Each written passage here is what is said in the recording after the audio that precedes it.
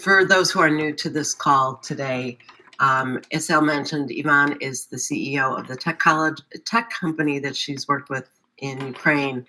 But as he's done these monthly calls with us for almost 2 years now, his knowledge of history and politics and just the world is absolutely incredible. Our discussions have been very, very fascinating and informative. So without further ado, we'll do a mini version of the questions that I had sent over. As we talked about earlier on the call, today marks 2 years of the kind of latest aspect of the war and Putin's aggression, but this has really been going on since 2014. And I know that Ivan could talk for easily a couple of hours about that history, but just to give some of the highlights and refresh our memory, or for those who are new to the conversation, kind of what happened in 2014, and it's no surprise that we are where we are today, as you have taught us. Yeah, so basically that's how we call it here. It's 10 years war already. It's not 2 years. So it's 2 years of like full-scale invasion, but basically war started in 2014, and Russia used a lot of coverage back then, and there was a lot of massive, and I see Western media still called like Russian-backed separatists or something like that. But there are lots of evidence that since 2014, it was actually a lot of regular Russian army on that organizations. So they tried to work under the cover, and they would say, no, it's not us. And Crimea, this little green man, as they call themselves, that just conquered the parliament and so on.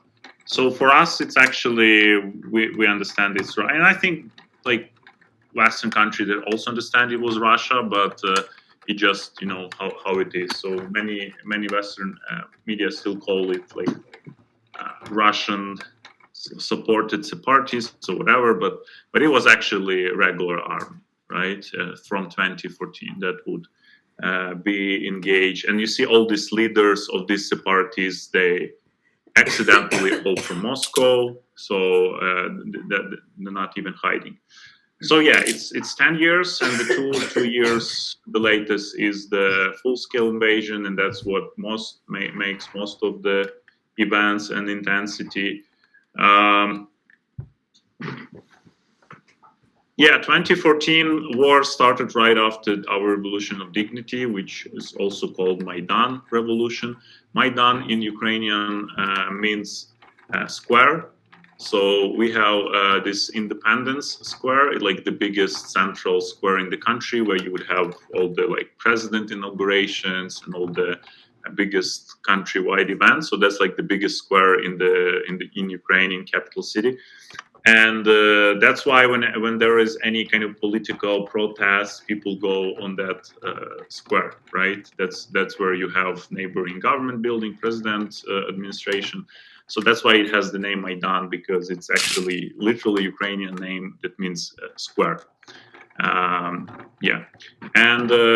after President Yanukovych left the country, Russia invaded Crimea, and they actually started a kind of undercover operation in Donbass, and that's how it all started and going. In 2022, all masks were off, and Russia like openly kind of engaged in this war. One of the things I found interesting, and just kind of revisiting some of the history, is just when the war was started in February 2022, Putin never declared war on Ukraine.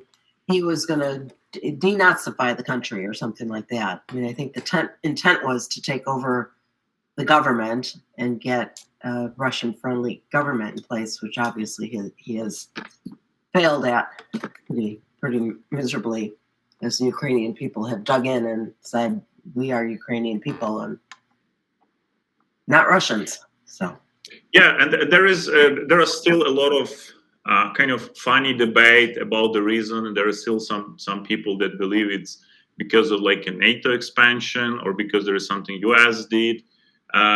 I would say this war is like 300 years old. I mean, there's lots of tension, and there were moments Russia were occupying us, there were moments Russia was not occupying us, and we were fighting for the independence. So this kind of tension is for centuries. And the fact that, Putin has obviously this kind of imperial ambitions. He wants to extend his state. And moreover, why Ukraine is key for him is because Ukraine is like the place where Kievan Rus was born.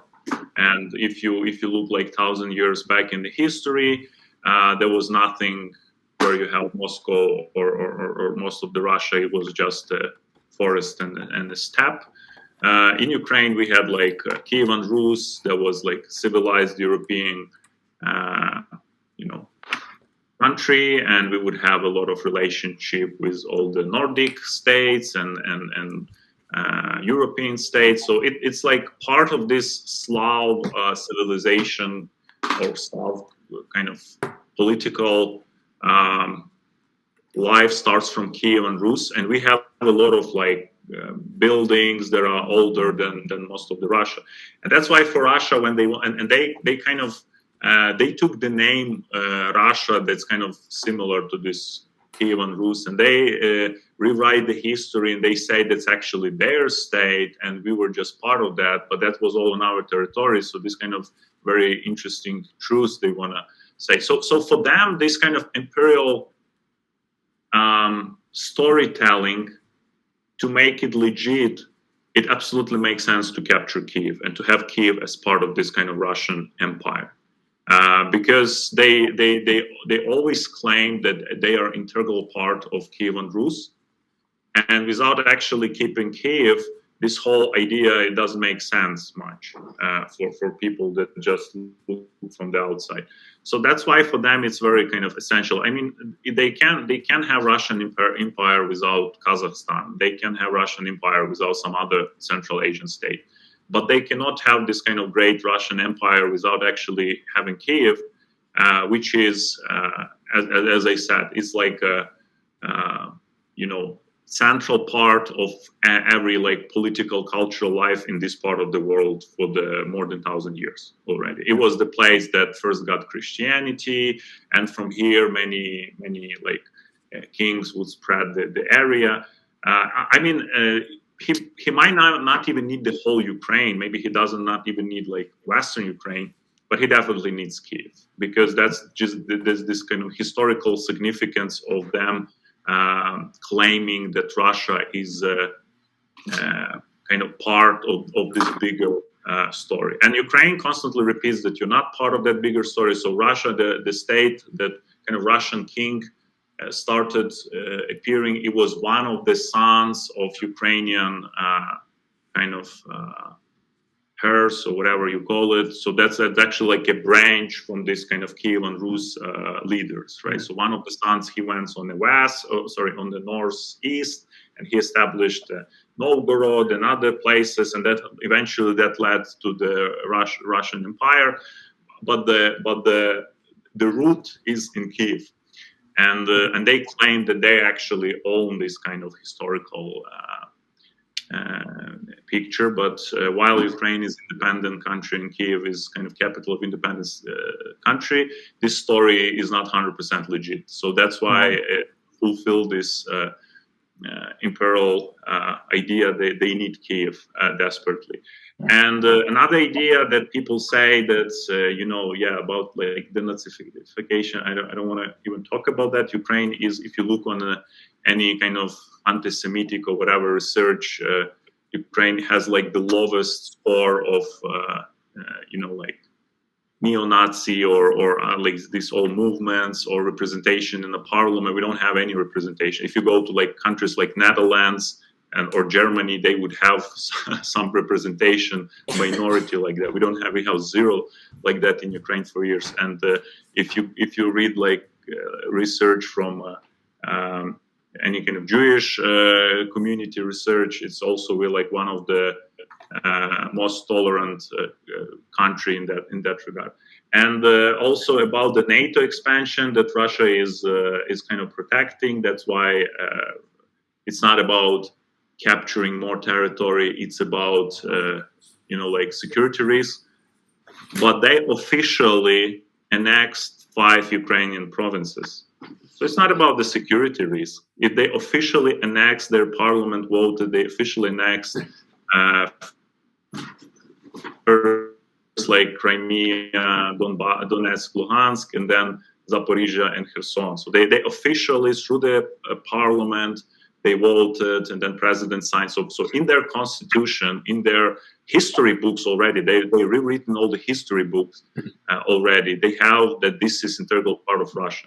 So that's not really how you fight your military threats. You don't enact like imagine U.S. went to the.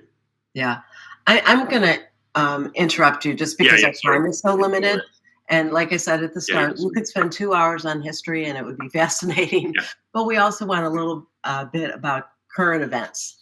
And one of the things we were talking about before you joined us for the call was the recent death, or Sal would use the word murder, of Russian opposition figure and outspoken Kremlin critic Alexei Navalny. So what do you think the potential, is there something positive that will come out of that because of his followers or his wife taking over? Or can you speak to us about kind of that area of I think it has a positive, it probably will have some positive impact on Western minds. Navalny was not very popular in Ukraine or in like Eastern European states. No one took him seriously as a person that can got power in Russia. And he was like, he was cheering, back then when Russia invaded Georgia. He was cheering when Russia annexed Crimea. On his early years as a politician, in his like 30s, he was active participant in some kind of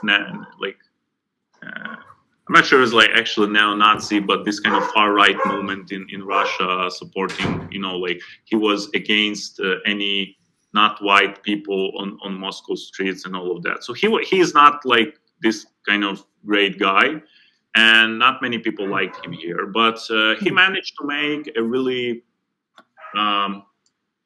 he managed to be one of the most popular, let's call it opposition leaders. There's not much opposition, but he was among the most popular.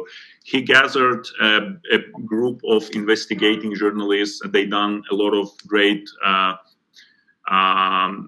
kind of journalist work on Putin's billions-dollar villa, and a lot of like where Russian leaders steal money and how they do that. So he got popularity. He got this spirit of opposition, and he was the probably like the strongest opposition leader. So like we wouldn't expect him as much as a person or like what views he had, but he was considered as a leader of opposition rightfully on pretty much all around the world, and his assassination is actually the kind of one another step in the direction to people realize that Russia and Putin is kind of monsters, and they cannot be just negotiated as a equal, like people that you would negotiate something. And for us, I think we see it from that angle. So he's that. It's still a big question. Why would he return to Russia right into the jail? He was poisoned. He was like the Western leaders requested him to let him go to Germany for the treatment, and Germans saved his life. He was in Germany for a few months, I guess. Then he got better, and there was a criminal case. He was kind of prosecuted in Russia, and he returned to Russia, got from the airplane right into the jail. I don't know, was he hoping that people would raise and save him from the jail and he would be like a national hero? I don't know, but that plan, like it was a very strange plan. He was playing with this kind of murderous dictatorship state, and no one knows what was his idea, because he went. I would understand if he would kind of secretly return in the country, stay someone, in the country, but not hiding from the government and maybe do some activities as a like partisan type of whatever. But he went to the jail right from the airplane, and that's a big kind of question. What was his play? But it definitely didn't work out because they didn't give him any chance, and it was obvious that he's not getting out. And eventually, they even killed him, which is also I don't think he had any threat on Putin, but that's what they do. I think for Putin, it was one of idea that I read from Russian journalists that the potential idea that West can, let's say, assassinate Putin or something like that, and there is a person in the jail that can be victoriously put from jail to the face of public, like, hey, Putin is gone. Here is the prospective leader that we know is the opposition. So I mean, this might be like one of the fears that Putin had. So he better not have any kind of people that might be considered as some kind of leader or some backup plan or someone that West would approve or something like that. So maybe that's the idea that he decided to eliminate even this kind of minor probability and not having anyone remotely acceptable by the West or by the opposition or whatever. Mm-hmm. Yeah. And we probably will never know for sure, but I definitely had read an article suggesting that if Navalny had just stayed in Germany and hadn't come back, he just would have kind of become, he wouldn't have the notoriety or the ongoing recognition, whereas to come back, that makes him a hero, even knowing that he was likely going to die, but that he ends up in the history books that way. Yeah, exactly. Yeah, I think that was like a seeing eyes, because exactly you stay out abroad and you're not serious about that, but we'll never know for sure, right? And you say we're never going to know. I think we will know. Russian intel is so poor.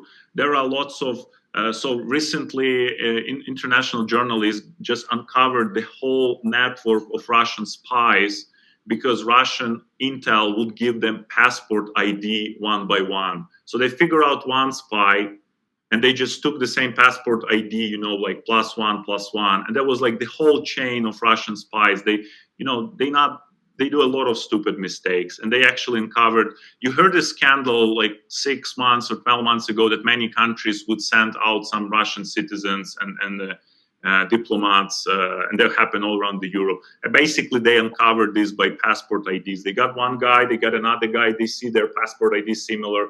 They got the data from some dump of Russian data. They just took people from that passport range, and they all had a very similar background. Some people from Russia moved to European state, working someone close to the NATO organizations or something like that. So they're not that smart in many cases, and I'm sure we will find out sometime what happened.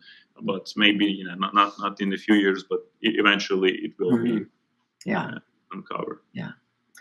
All right, then moving on to the next area of discussion that I had sent you.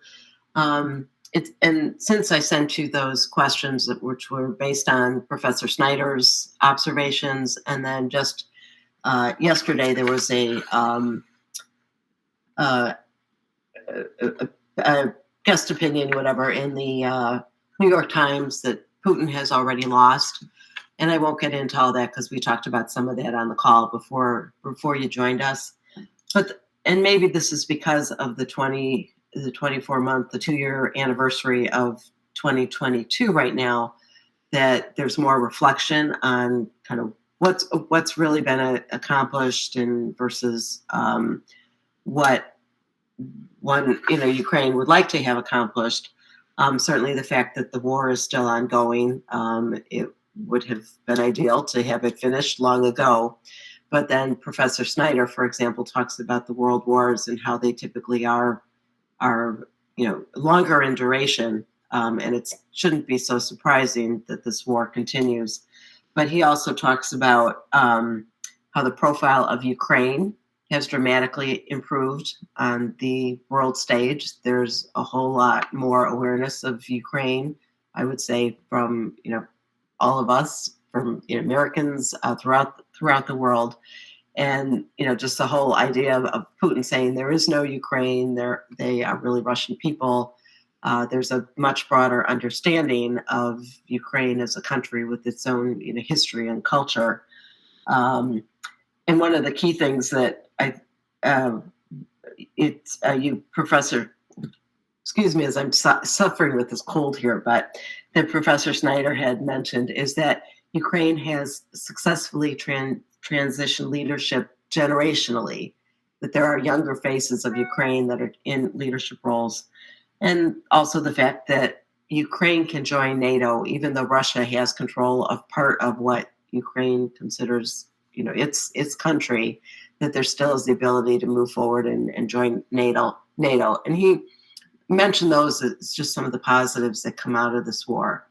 And I wondered from your perspective, from the perspective of, people with their boots on the ground in Ukraine, are you able to see those things as positives, or are you still so overwhelmed by I'm losing friends and family and there's air raids and all that sort of thing? Is it possible for you to step back and view any of these things I mentioned as positives? So I would say depends who you ask, right? Obviously, the country 2 years in a full-scale war, many people are exhausted. Many people would say, whatever hurts them the most, and then you listen to some more educated people, some opinion leaders. They would have other perspective. So I would say I agree with the idea that Russia lost this war because obviously their plan was to capture the whole country and to change the government or make the second Belarus. They're not even close to that. And of course, for us, we cannot say it like we completely won because, as I said, this war is taking 10 years and they annexed big part of our territory, like 20% of our territory. But that's all what they got, right? So Russia is one of the biggest militaries in the world, I guess after US, maybe probably just after US. And then they are heavily backed up by Iran and North Korea, and they are sending lots of weapons, and they only got to 20% of Ukraine. So you can imagine what level of attrition is there just for this small part. So some people would see that's still a victory for us, even if we can keep it. But the problem is that it's not over, right? And it still has a chance that it can get in much worse scenario. I don't believe that they have any chance capturing something big because they basically destroy all of their capable units. So yeah, they can still defend pretty effectively, and that's why it's really hard for us to recapture the land.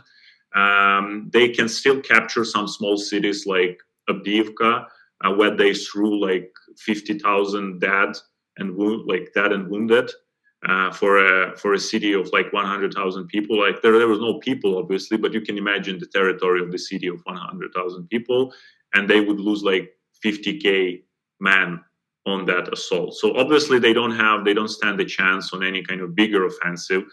So it's kind of people are exhausted and want to say, yeah, let's finish this wherever it takes. The problem is that this war was started with very irrational Putin-sick ideas, this kind of imperial. It's not about security. No one was attacking him. It's not about pure, economic efforts, even though they benefit a lot from different things from occupied territories, but it was not the main goal. And it's really hard to negotiate with a person that thinks 1,000 years back and lives this kind of history. You might heard this interview with Tucker Carlson, and you just listen to the guy, and he's just insane, right? Like he's talking, yeah, we used to own some territories, so that's our idea. And then Mongolian president tweeted the screen of Mongol Empire, like half of the world, and he say, yeah, maybe we have some claims too. Look at that map, some time back. So it's really irrational war, and that's why a lot of this kind of rational people all around the world saying, let's just sit and negotiate. it just doesn't work like that, because the guy wants Kyiv, the guy wants the whole nation to not to be kind of present. And it's not like he wants some security so we can agree on some kind of security, or he wants, I don't know, some special resources and we would agree, okay, you take that territory that has these resources and we would, or he was access to the water or whatever. No, it's not that. It's this kind of sick idea. It's the root cause. And then of course they would come up with a lot of NATO blaming because they have to say something on the UN commission or whatever. But that's why it's kind of for all the people, like smarter people, they just don't see how it can be negotiated with Putin. Like he obviously, like he says, we are ready to accept your, your capitulation. That's all their official messages are. So it's not about some region. It's not about some access to the resources or a sea or whatever. So that's why I don't see this war ending anytime soon. I'm sure if Putin is gone, there are still a lot of people in Russia with ambitions, but I think they will be much more rational towards negotiation than Putin, because Putin is just sick on this kind of Russian empire idea, and it's really hard to negotiate with a person that looks, like 1,000 years back and tries to, And you also mentioned that we have new leadership or new kind of generation, and that's also the aspect that we're looking forward and Russia is looking backwards, and that's also the factor that they are lost and we are winning, because you cannot win. They have zero, like they have a lot of these Russian-speaking territories on the east of Ukraine, and Russia is just not offering them anything. They're not coming to. I mean, even the regions that are not occupied, but the regions that have a lot of like Kharkiv and regions that have a lot of Russian-speakings. And Russia tries to do the propaganda there to kind of get more people support you. And their propaganda is, hey guys, we will return you 400 years back. We will be one country. That's all they offer. They're not offering, like infrastructure. They're not offering, I don't know, like atomic, nuclear plants. They're not offering high salaries. They don't have it. They are a relatively poor country. They're not looking forward. They're not offering technology. They're not offering freedom. They're offering, we will be one big, great country as some years back. That's all their propaganda. That's all their messages. Of course, there is some percentage of sick people that sees, oh yeah, that's what I wanted all my life. But most of the Russian-speaking people that were kind of sympathetic to the Russia maybe sometime back, they just see on them as kind of aliens, like, okay, well, what do you want? What do you want from us? Yeah, we speak the same language because my parents taught me Russian language back on the eastern Ukraine, but they're not offering anything. And that's why it's also like part of this I see as a losing game for us, because they are thinking backwards, they're thinking in the past and not in the future as the rest of the world. Mm-hmm. Very interesting. Very interesting. We're going to try to wrap this up in 8 minutes. So we probably have time for a question or two. Anybody want to raise their hand or? No? It looks like you're chomping at the bit. Go for it. Well, Ivan, before you got on the call, I was explaining to people that I've been working with a Ukrainian high school student here who their family is evacuees from Kharkiv. And I met the family and was talking with him, and he was saying, oh, I want to work with my hands in the future, and I want to go back to Ukraine. And he said he wanted to be a welder, and it happened to be that I had a welding project going on in my garage, so I have been working with him for about 3 weeks, teaching him welding. But he's very adamant about wanting to return to Ukraine as soon as possible. And, I asked him about, serving in the military and being deployed in the military. And his perspective is that, well, he's too young and that, he would have to go through training, but it would never be called up or deployed for at least 2 or possibly 3 years. Can you comment on that? Do you think he has the right perspective on that, or might he be wrong? Well, officially, if you are, that's a very strange thing about our parliament, that they cannot fix that. But men younger than 27 years are not being conscripted. Only 27 plus. So there are lots of guys like 40 years old fighting in trenches, and a lot of guys 23, 25 years old enjoying their life, drinking beer and so on. Yeah, you cannot cross the border. You can only leave the country from age 18, but you're not being conscripted by 27. And there is a like parliament law bill to be passed that they want to lower this to 25 years. And but it's part of the bigger law that has a lot of discussion. So it's not probably, yeah, it might be accepted. There is some exception if you actually finished some military education or you actively served in army and you're maybe 20 years old or 22 years old, you will be conscripted. But if you had not served in the army, if you haven't finished like the military institute or something, then you're safe till 27 now, and probably 25 it will be accepted within the next few months that will be lowered to 25. So I guess if he's like 20 years or so, he made sense. Okay, thank you. Interesting. Lane, you had your hand raised. Do you want to ask your question?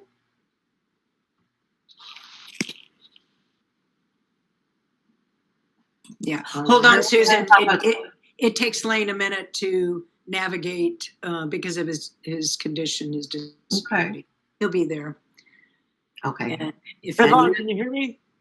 Yep. Now we can. Perfect. Sorry about that. My computer died. I had to jump on my phone. Anyways, you had mentioned the Tucker Carlson interview, and I'm curious, kind of here in the States, some people think that interview was kind of platforming, giving kind of a crazy person a voice. I'm curious, in your opinion, is it good to kind of, even though it was a bunch of nonsense, to hear that? Or do you think that interview should have not happened? Actually, one of the conspiracies from Russian sources is that this interview was very poor PR move, and they were not like Putin was acted really strangely there, and they were hoping that it will be a great propaganda success towards the Western audience against helping Ukraine and passing this bill for big amount of money. So they were hoping they will use this platform, and it was fail, and Putin talked nonsense.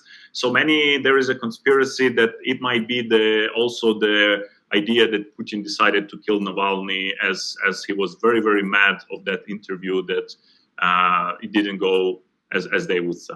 And it's not because Tucker asked some tough questions. It just, I don't know, like Putin just was talking nonsense. But yeah, that's a conspiracy. But I would obviously say this interview probably didn't bring a lot of value and for Russians. But I think it might, get few people understand how crazy the guy is. And it's not about NATO or security. It's all about his kind of obsession with the wrong history that he's and his perception. Yeah.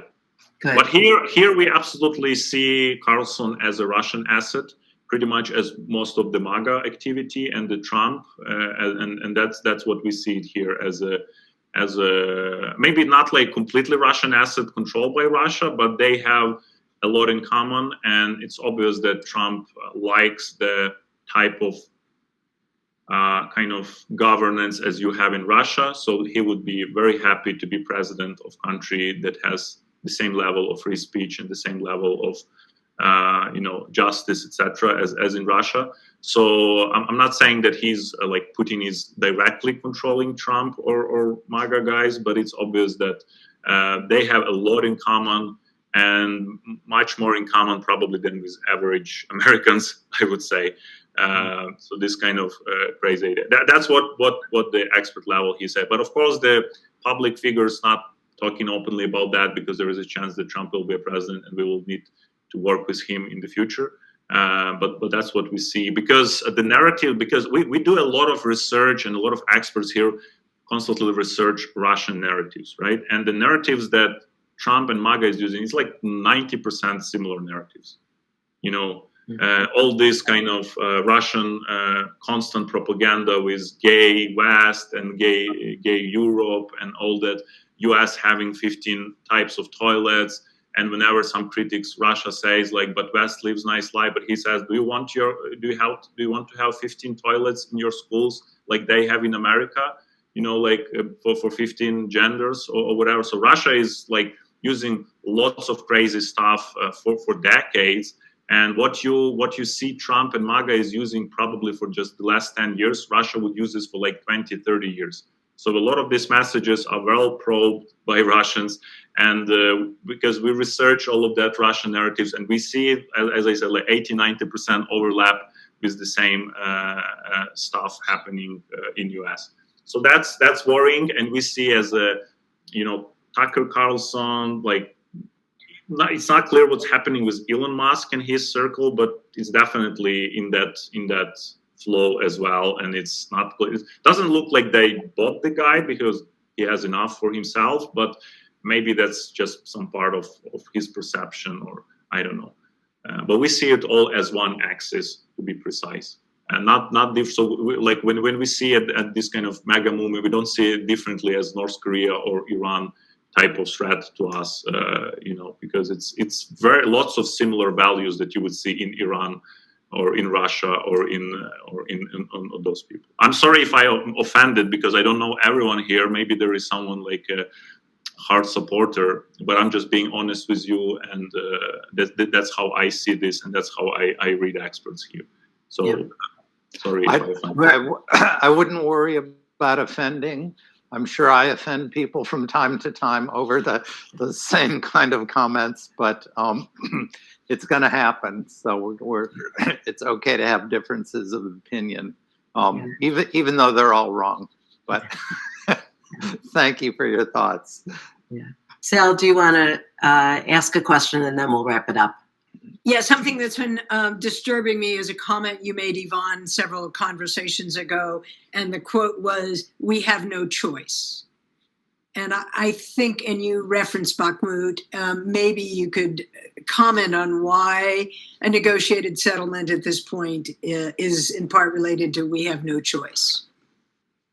So that's pretty much what I said with Russian narrative of this war, and not just narrative, but the basis of this war. This is the war to destroy us and to capture Kyiv.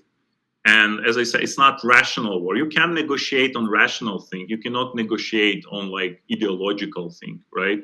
It was not easy to negotiate with Hitler as well, because it was not about rational war. So that's why first we like the root cause of this war is very kind of is imagine it's kind of Putin's imagination, and you cannot negotiate on that basis. And the other thing is there was many kind of negotiations with Russia that they broke already. So there's like zero trust in that. And they took all our nukes. We had more nukes than Russia after Soviet Union collapse. They took our nukes and they signed a paper that they will protect our integrity as a country, and then they attacked us. So and then there were some negotiations during the last couple of years. So I mean, there is just zero trust in them, and that's one thing. And another thing, there is very fluid basis of kind of Putin's imagination, what he wants from this war. So it's really hard to have a kind of common ground. It's not about we are fanatic about keeping the territory. Most of the territory that they occupy just completely destroyed, and there is nothing to have. And some people left to Ukrainian territory, some people left to Russian territory. And we're not that fanatic about keeping all that territories, right? It's we can negotiate on some kind of, but the problem is it's hard to rely on any kind of rational base what you're negotiating, because the guy has a crazy idea in his head about returning the Russian empire. Not even like Soviet Union. He's just getting more crazy. He used to start about Soviet Union a few years ago. Now he's more and more into kind of Russian empire type of views, which is a different level of complexity.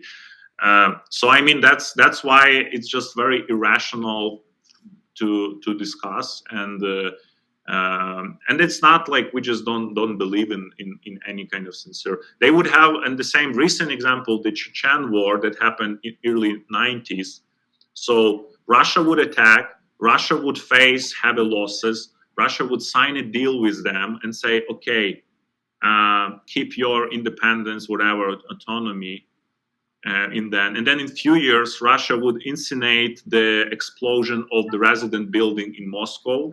The FSB done that. They say Chechens did, and they started second war, and they eliminated all the leadership there. So that's how they do negotiate. And it happened in recent history. In the 90s, that's the same happened. So the first war, Chechen actually withhold and get their autonomy. And then they made up the pretext for the second war. They exploded the whole residential block in Russia, killed dozens of people, started the second war, and eliminated them. So that's how we see it, right? We don't see a way to negotiate, not because we don't want to lose something or not because we're so fanatic about our borders.